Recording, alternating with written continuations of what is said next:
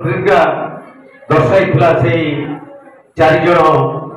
ସାହିତ୍ୟ ସାରଥୀଙ୍କ କଥା ଅବକାଶ ଅନ୍ନଦାଶଙ୍କର ରାୟ ବରୁ ବୈକୁଣ୍ଠନାଥ ପଟ୍ଟନାୟକ କାରୁ କାଳିନ୍ଦୀଚରଣ ପାଣିଗ୍ରାହୀ ସାରୁ ଶରତଚନ୍ଦ୍ର ମୁଖାର୍ଜୀ ସେଇ ସବୁଜ ସାହିତ୍ୟର ଫଟୋ ଏ ସବୁଜ ଏ ଅବୁଝ ସେ କାଳିନ୍ଦୀଚରଣ ପାଣିଗ୍ରାହୀଙ୍କର କବିତା ଏବେ ସୁଦ୍ଧା ଜାଗୃତ ହୁଏ ଆମ ମନରେ ମନ୍ଦିର ସମାନ ଗ୍ରାମ ଛାଡ଼ିସାରି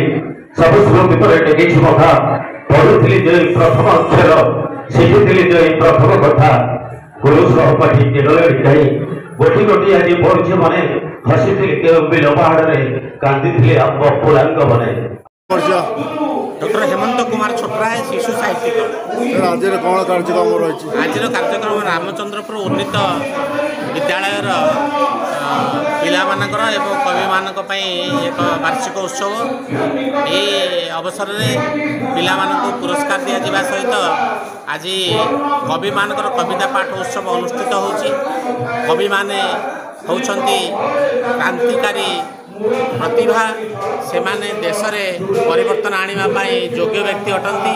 कवि मानकर कवितार जो मधुर वार्ता रही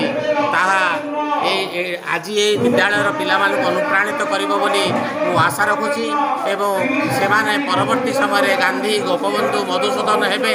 एवं सही आशा रखी मु आज ये अवसर में से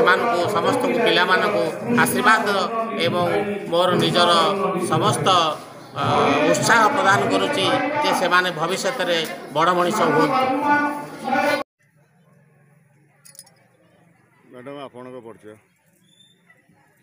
देलांगर सह शिक्षाधिकारी सुषमा मैडम सुषमा दास। आज कौन आज कार्यक्रम रही